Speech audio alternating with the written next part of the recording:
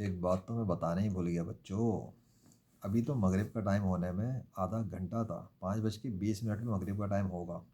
سورج اس سے کافی دیر پہلے ہی ڈھک گیا۔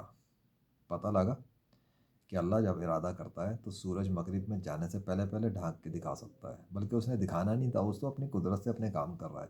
میں بتا رہا ہوں کہ دیکھ لو، مغرب سے آدھا گھنٹہ پہلا، آدھا گھنٹہ نکال دو، آدھے گھنٹے پہلے ہی سورج کو اس نے ڈھانک دیا، آلموسٹ ختم کر کے دکھایا، یہ لے ایسے فریز کرتا ہوں میں، ایسے موسم کو دھندلا کرتا ہوں، ایسے بادلوں سے بھرتا ہوں کہ اس کی مجال تھی جو آسمان صاف ہوتے ہوتے واپس بھر دے۔